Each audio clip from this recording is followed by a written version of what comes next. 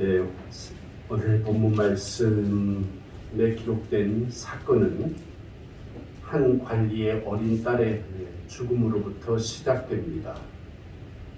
이 관리에 관하여 평행 성경 구절인 마가복음 5장 22절에 있는 말씀에 보면 회당장 야이로라는 사람이 바로 이 관리임을 알 수 있습니다.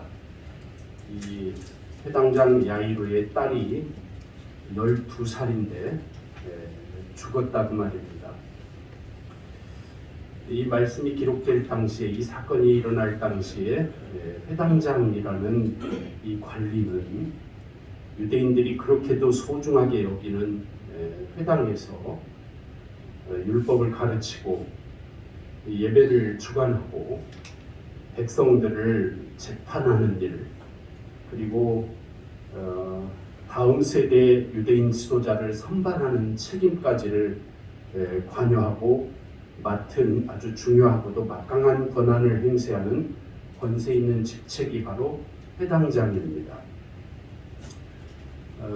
세상적으로 신앙적으로 다른 사람들에게 부러울 것이 없을 정도로 막강하고 또 아주 중요한 직책을 맡아 수행하며 살아가고 있는 이 회당의 최고의 어른인 회당장인 야이로라는 사람에게 딸 하나가 있었는데 그 딸이 12살이었다고 되어 있고, 그런데 그 딸이 죽었다고 되어 있습니다.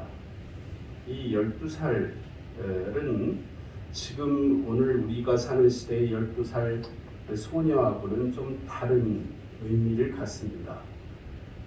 이 말씀이 기록될 당시에 유대 사회 속에서 여자가 12살이 되었다고 하면 결혼을 해도 되는 여인으로, 그리고 출산이 가능한 나이를 12살로 봅니다.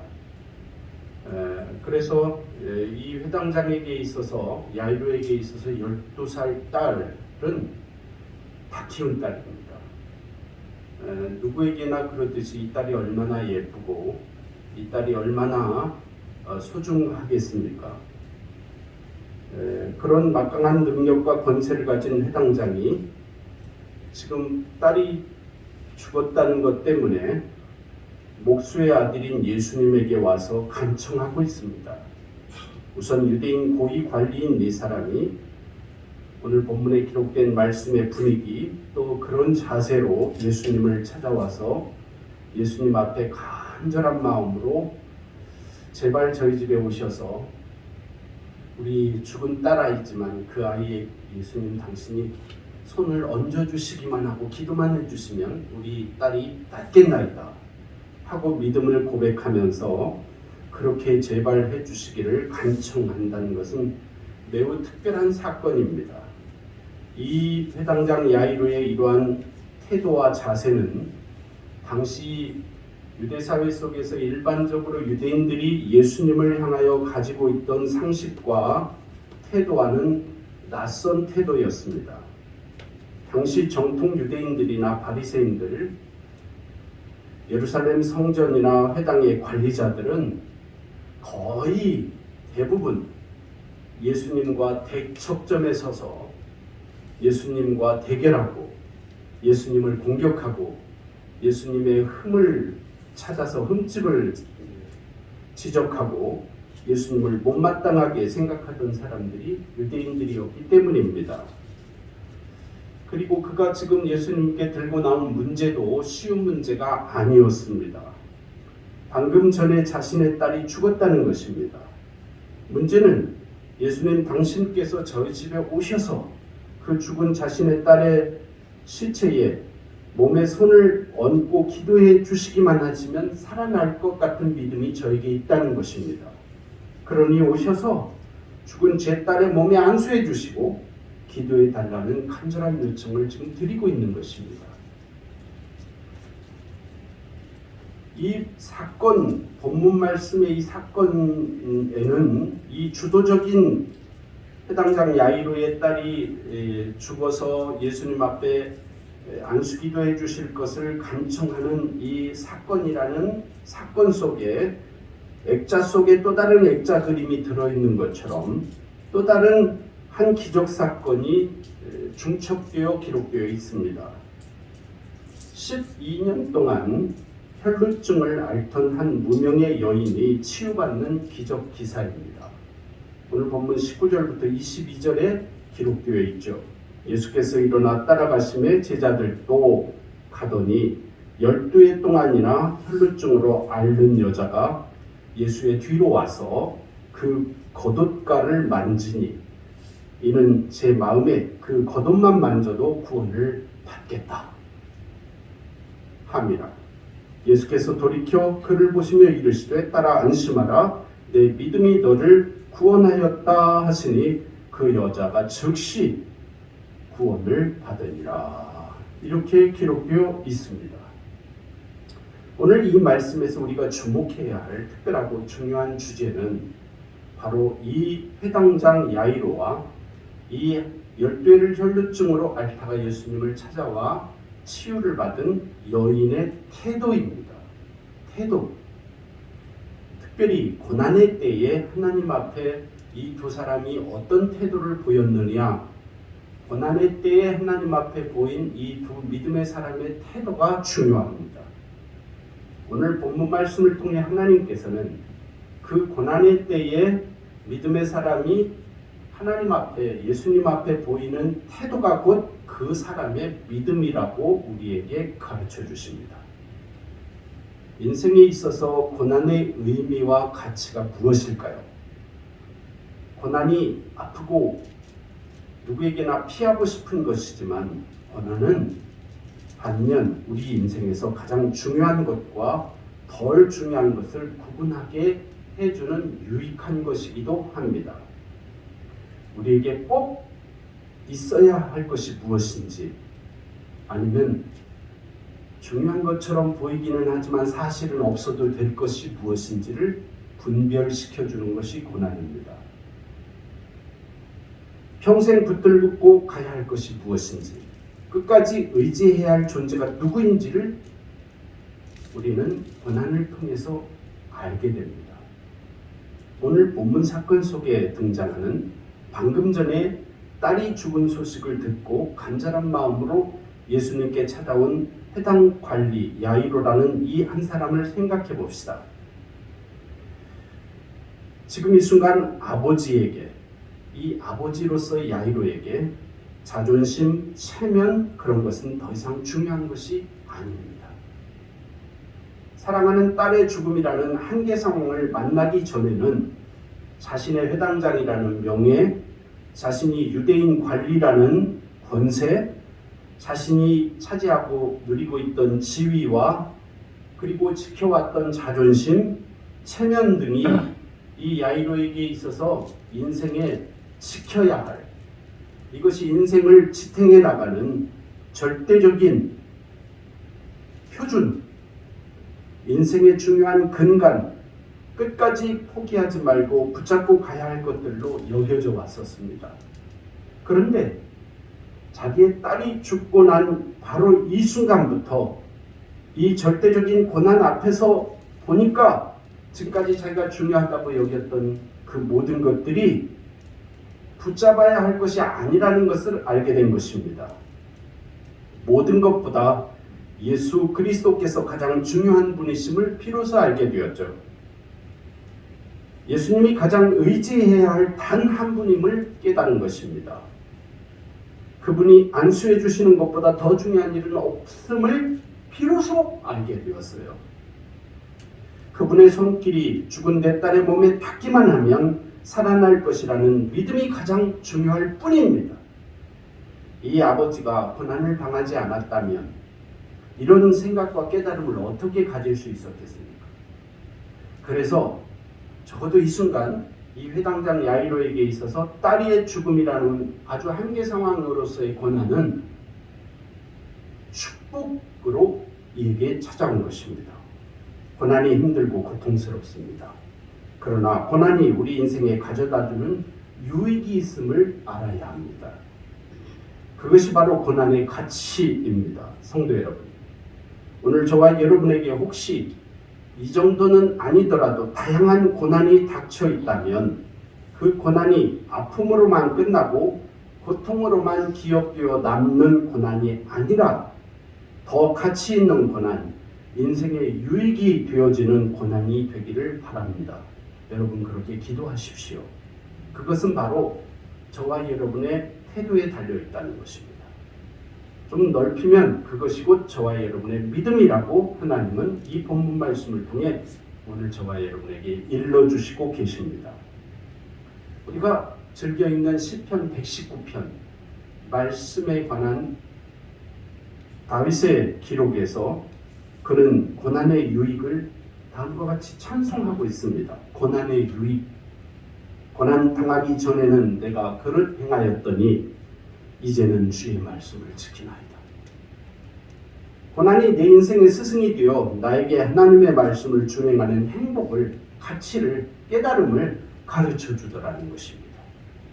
그래서 고난 당할 때는 힘들었는데 고난 당할 때는 고난이 나에게 고통이고 고난이 나에게 불편함인 줄만 알았는데 고난을 다 견디고 이겨내고 나니까 고난 당한 것이 오히려 나에게 유익이었다고 고백하고 있는 것입니다.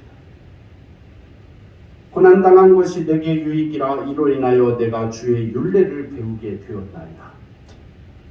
고난을 통하여 하나님의 마음, 하나님의 뜻, 하나님이 원하시는 율례와 규례, 내 인생에 내가 붙잡아야 할 것이 무엇이고 버려도 될 만한 쓸모없는 것이 무엇인지를 깨달았다는 것입니다. 어리석고 불순종하는 나에게 고난이 닥쳐오므로 그 쓰라린 경험을 통과하면서 하나님의 말씀의 참뜻과 그 약속의 신실함과 그 말씀의 성취를 체험할 수 있게 되었다는 것이죠. 그러므로 고난당한 것이 결과적으로 내 인생에 있어서 축복이었고 유익이었다고 그는 고백하고 있습니다. 사랑하는 성도 여러분, 인생에 있어서 형통은 커다란 축복이며 유익입니다. 삶이 형통한 것은 누구나 바라지 않습니까? 그러나 그 고난 또한 형통이 가져다 주지 못하는 크고 놀라운 은혜와 깨달음과 지혜의 통로가 된다는 것을 잊지 마십시오. 형통하고 평안할 때 감사하고 기뻐하는 것은 잘하는 일입니다. 여러분들도 하나님의 형통과 평안을 주시면 기뻐하고 감사하십시오. 그러나 그보다 더 깊고 더 크신 하나님의 은혜가 있습니다. 그것은 바로 고난 속에 감춰진 채로 저와 여러분에게 주어지는 은혜일 때 그때가 더 많다는 것입니다. 이런 고난의 신비를 깨달은 그리스도인은 그렇지 못한 사람과 전혀 다른 영적인 깊이와 영적인 높이와 영적인 분량을 드러냅니다.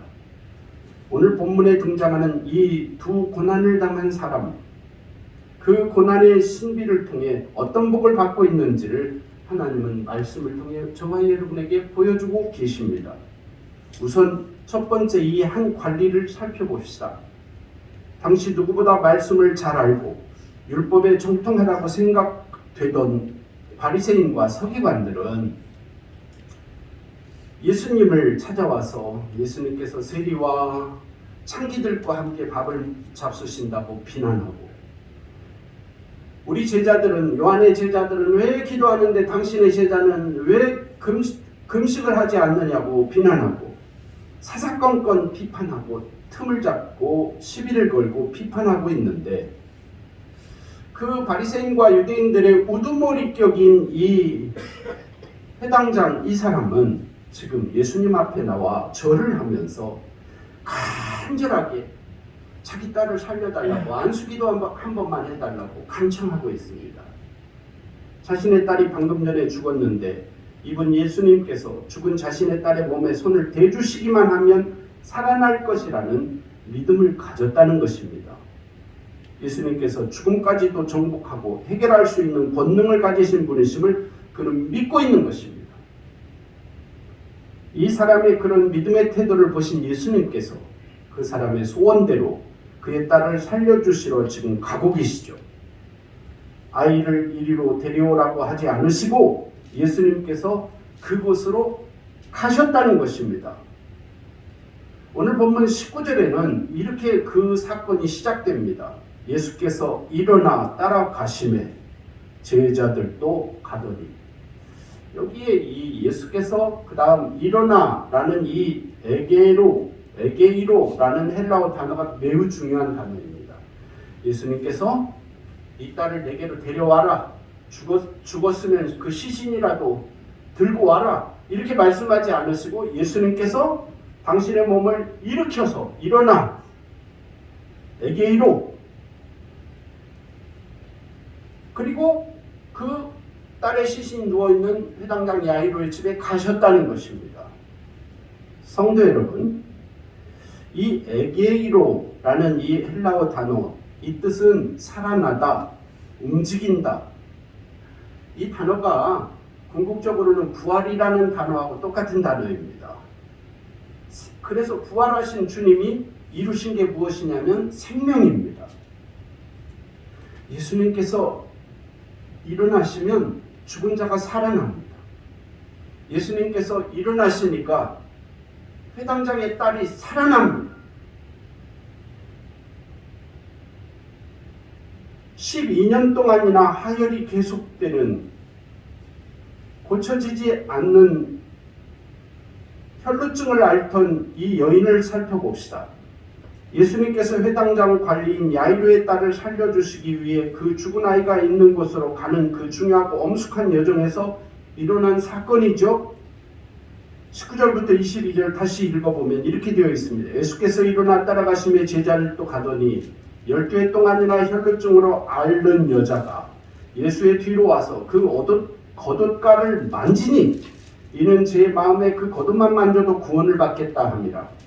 예수께서 돌이켜 그를 보시며 이르시되 딸아 안심하라, 내 믿음이 너를 구원하였다 하시니 여자가 그 즉시 구원을 받으니라.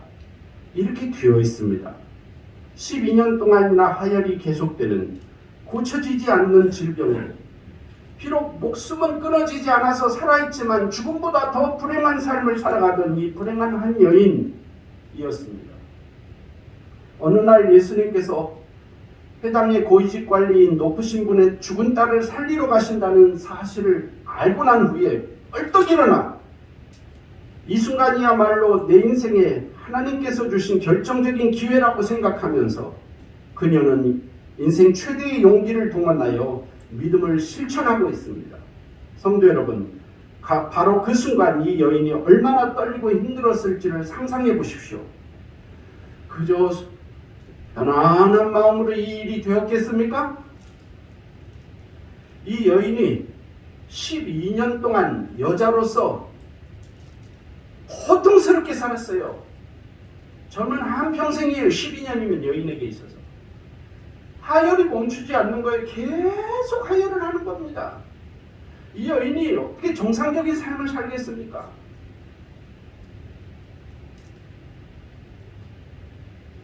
이 여인이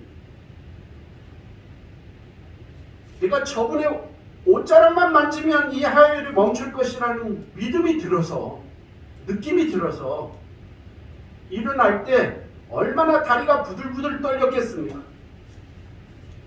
예수님, 정면에서 예수님을 만날 용기가 없어서 많은 사람들에게 밀리는 척하면서 예수님 뒤로 가서 예수님의 긴 옷자락, 겉옷의 긴 옷자락 뒷자락을 잡을 때 그녀의 손이 얼마나 벌벌 떨렸겠습니까?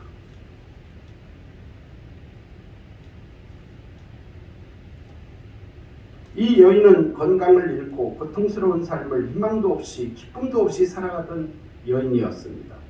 당시 혈루증이라는 병은 고치기 매우 어려운 난치병이었습니다. 이 여인은 적어도 12년 동안이나 그 하혈이 계속되는 병으로 고통을 당하며 살아가던 중이었습니다.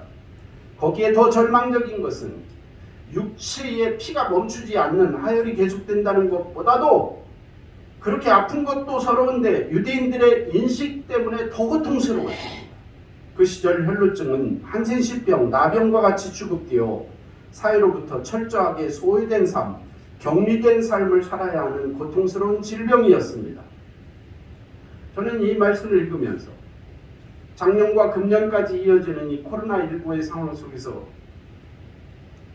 이 코로나19라는 대유행병이 지금 불러온 최대의 변화는 비접촉의 삶이 되어버렸다는 것 아니겠습니까? 그렇죠? 언제쯤이면 이 마스크를 벗고 마음껏 얼굴과 얼굴을 맞대고 교회에서 예배드리고 식사할 수 있을까요?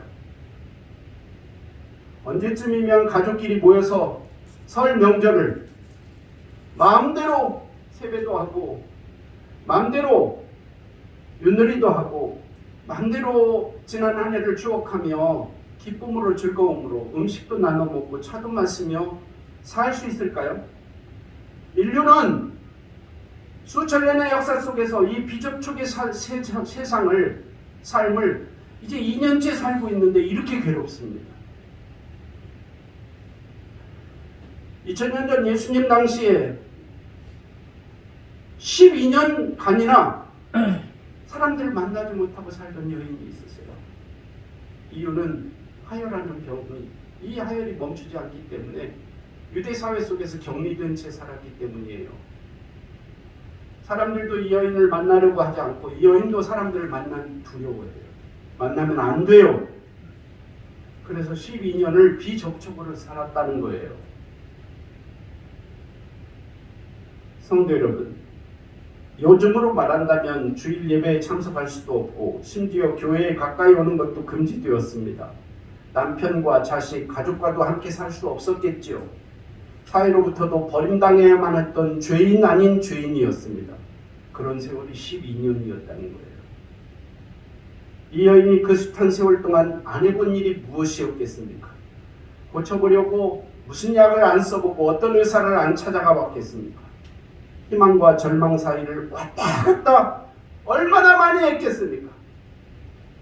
그 많은 시간과 경험 속에서 이 여인이 겪은 좌절과 마음에 남겨진 상처로 인한 생채기는 얼마나 굳은 생채기들이 쌓였겠습니까?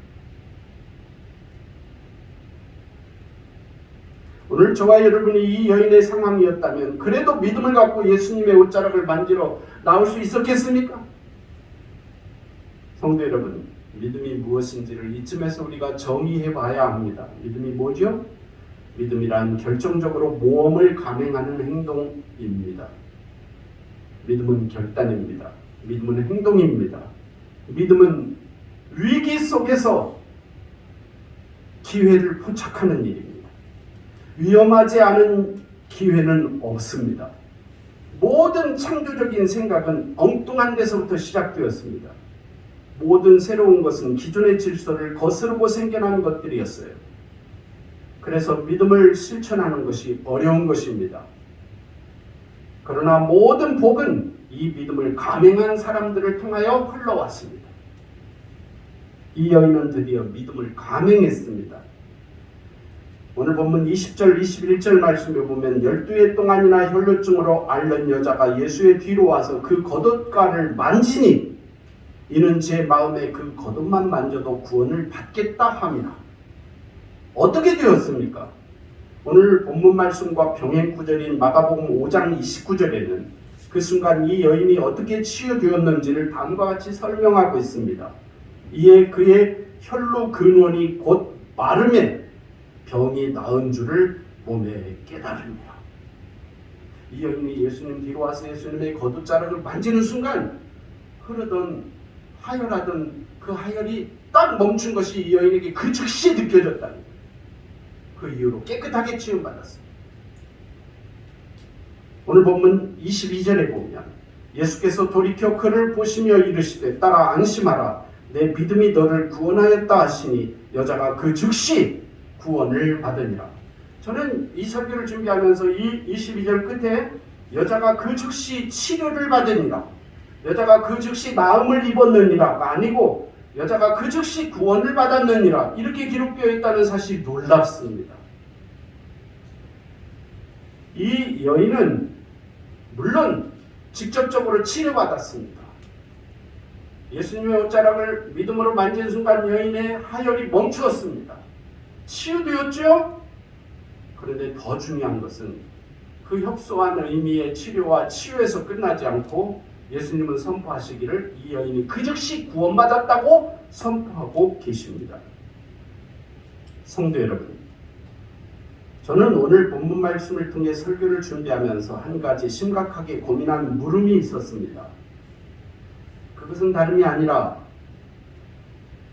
예수님이 방금 우리가 본문을 살펴보면서 깨닫게 된 것처럼 회당장 야이로의 딸을 고치러 가시는 그 길 여정 중에 12회를 혈루증 앓던 여인이 와서 예수님 옷가를 겉옷자락을 만짐으로 치유되는 이 사건이 먼저 일어났어요. 야이로의 딸을 살리기도 전에 가는 중에 일어났으니까.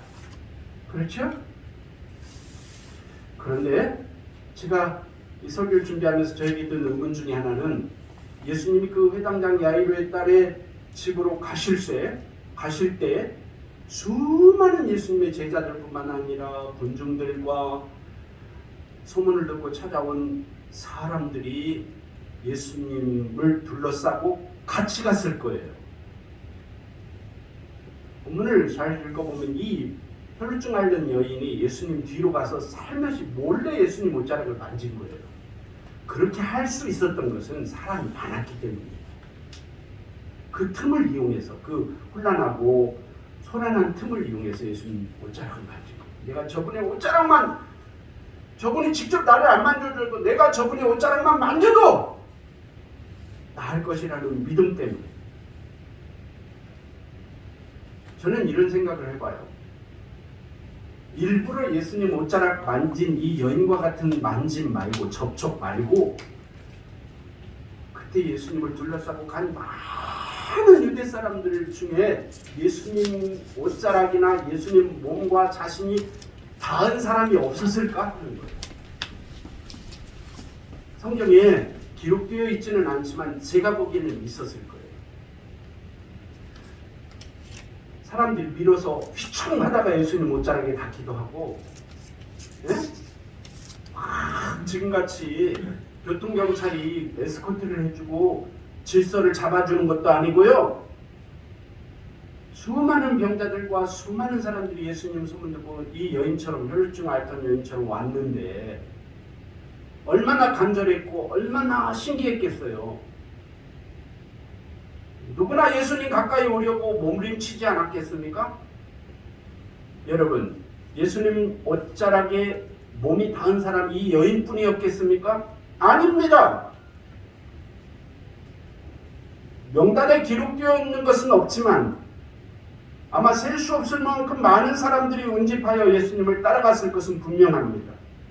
그리고 그 여정에서 좀 더 가까이, 좀 더 자세히 예수님의 행하심과 말씀하심과 예수님이 하시는 능력을 지켜보기 위해 많은 사람들이 예수님 곁으로 좀 더 가까이 막 모여들었을 것입니다.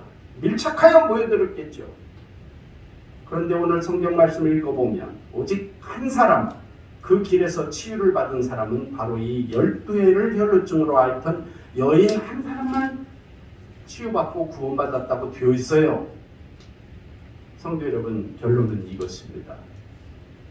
영적인 치유를 일으키는 기적이 무엇일까요? 오늘 말씀의 제목이 무엇이 기적을 일으키는가입니다. 영적인 치유를 일으키는 기적이 무엇일까요? 오늘 말씀의 내용을 토대로 정리하면 믿음의 접촉입니다. 믿음의 접촉. 믿음이 없는 접촉은 아무런 기적도 일어나지 않아요. 제가 방금 상상으로 말씀드린 것처럼 예수님과 단 사람이 많았을 거예요. 근데 그 사람들 속에 아무도 기적이 일어나지 않았어요. 믿음으로 예수님과 맞닿은 사람만 기적이 일어났어요. 믿음 없는 열심, 믿음 없는 기도, 믿음 없는 고백, 믿음 없는 예배, 믿음 없는 헌신은 피곤할 뿐입니다. 열매를 맺지 못합니다. 복음을 듣기만 하는 것으로 안 됩니다. 생각만 하는 것에서 끝나는 믿음이라는 믿음은 허무합니다. 거기에는 아무런 변화도 없어요. 듣기만 하고 보기만 하는 예배에는 기적이 일어나지 않습니다. 나의 겸손한 회개와 하나님의 불쌍히 여기시는 자비로우신 사랑이 만나야 됩니다. 나 자신을 부인하고 부정하는 자기 부인과 예수님의 진리의 말씀이 만날 때 치유되고 생명이 살아나는 법입니다. 저분의 손길이 한번 닿기만 하면 나을 것이라는 간절하고 절대적인 나의 믿음과 그 예수님의 능력이, 그 예수님의 능력의 손이 내 몸, 내 마음에 와닿아서 만져질 때, 닿을 때, 접촉될 때, 그것이 진정한 믿음, 가치 있는 믿음, 능력 있는 믿음의 열매로 치유와 기적을 일으킨다는 진리입니다. 성경 히브리서 11장 6절 말씀에는 하나님은 우리에게 이렇게 말씀하십니다. 믿음이 없이는 하나님을 기쁘시게 하지 못하나니 하나님께 나아가는 자는 반드시 그가 계신 것과 그가 자기를 찾는 자들에게 상 주시는 이심을 믿어야 할지니라. 성도 여러분, 예수님께서는 믿음 있는 사람과 함께 믿음 있는 사람의 소원을 들어주시기 위해, 믿음 있는 사람의 행복을 위해 믿음 있는 사람이 가는 방향으로 함께 일어나 동행해 주시는 분이십니다. 우리 인생 행복과 성공의 지름길이 어디에 있습니까? 예수님과 동행하는 데 있습니다. 어떻게 하면 예수님께서 나와 동행하는 삶이 이루어질까요? 그렇습니다. 답은 나의 믿음입니다. 믿음이 우리 인생 모든 문제의 해답입니다. 오늘도 많은 사람들이 문제 때문에 힘들어하죠. 문제 때문에 교회에 나오기도 합니다. 문제 때문에 기도하고 문제 때문에 믿는다고 말합니다.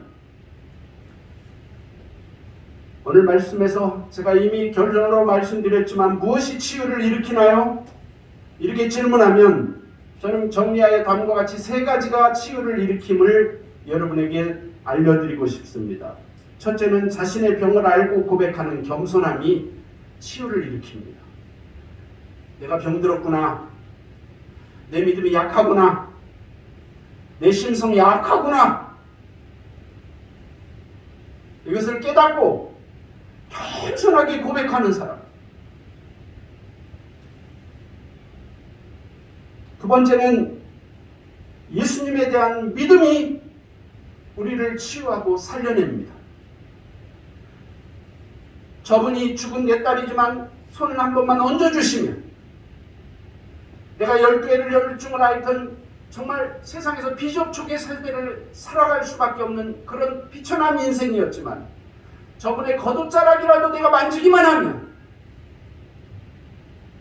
이 치유와 살림의 능력이 나의 의에 있지 않고 저분의 능력에 있다는 것을 믿는 예수님에 대한 믿음, 그것이 저와 여러분을 치유하고 저와 여러분을 살린다는 것입니다. 그것이 기적의 두 번째 원인입니다. 기적의 마지막 원인은 예수님이 만져주셔야 합니다. 예수님을 통해 하나님을 만나는 만남과 접촉입니다. 믿음으로 부르는 찬양, 믿음으로 드리는 기도, 믿음으로 고백하는 신앙 고백일 때만 가치가 있습니다. 믿음으로 드리는 신령과 진정으로 드리는 예배가 참 예배, 하나님이 찾으시는 예배입니다. 그래야 열매가 맺고 그래야 영혼이 살아나기 때문입니다. 야고보서 5장 15절에서 하나님은 우리에게 이렇게 가르치십니다. 믿음의 기도는 병든 자를 구원하리니. 여기 보세요. 기도는 많은 사람이에요. 그러나 병든 자를 구원하는 기도가 따로 있어요. 무슨 기도예요? 믿음의 기도예요. 믿음의 기도. 접촉이라고 다 치유를 받은 게 아니고 믿음의 접촉이 치유를 받게 했어요. 믿음의 기도는 병든 자를 구원하리니 주께서 그를 일으키시리라. 혹시 죄를 범하였을지라도 사하심을 받으리라. 성도 여러분, 하나님의 은혜를 받고 싶지 않은 사람 누가 있겠습니까? 오늘 예배를 이 어려움 중에도 이 두려움 중에도 예배드리러 나온 저와 여러분 속 중에 하나님 은혜가 싫은 사람 누가 있어요? 다 은혜 받고 싶고 사랑받고 싶죠. 그날 예수님을 따른 모든 사람들이 모든 문제를 가진 사람들이었습니다.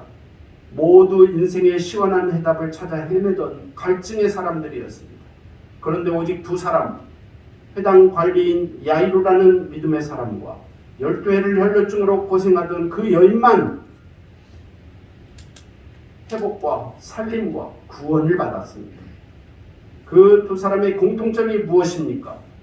간절한 믿음이었습니다. 간절한 믿음. 간절하면 믿음을 감행하게 됩니다.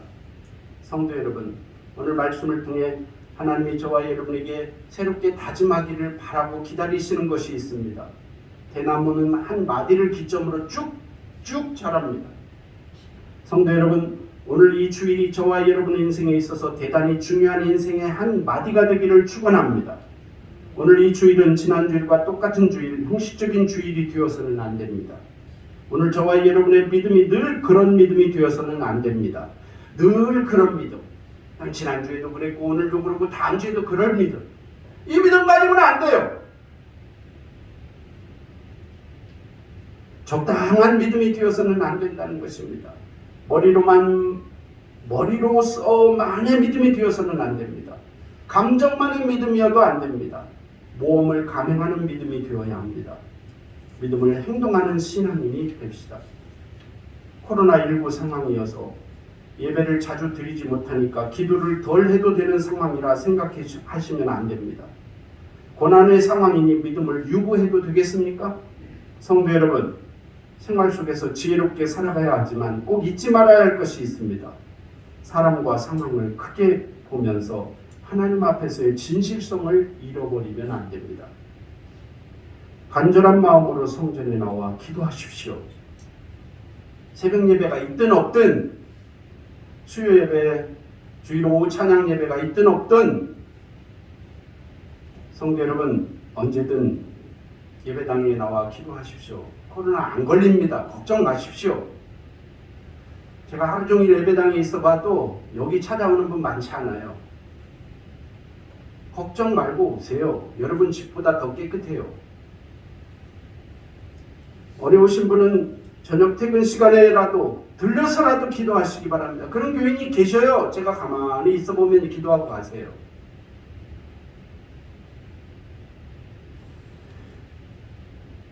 그것도 어려우시면 언제든지 저와 상의하시고 한수 기도도 받으시고 개인적인 작정 기도 스케줄도 잡으셔서 찬송하고 기도하십시오. 이렇게 기도하는 유일한 목표가 무엇일까요? 오늘 본문에 등장하는 해당장처럼, 혈루증을 앓던 여인처럼 믿음의 간절함으로 주님의 옷자락을 만져야 되지 않겠습니까? 주님과의 접촉, 주님과의 만남을 경험하십시오. 좋은 일이 일어날 것입니다. 놀라운 역사와 기적도 나타날 줄로 저는 믿습니다. 믿음의 기도는 역사하는 힘이 반드시 나타난다고 하나님이 약속해 주셨기 때문에 성도 여러분, 이 한 주간 하나님께서 주신 이 귀한 말씀이 힘이 되어 저와 여러분의 약한 믿음을 새롭게 일으키시고 죽어가던 믿음을 살려내시는 축복이 넘치기를 축원합니다. 기도하겠습니다.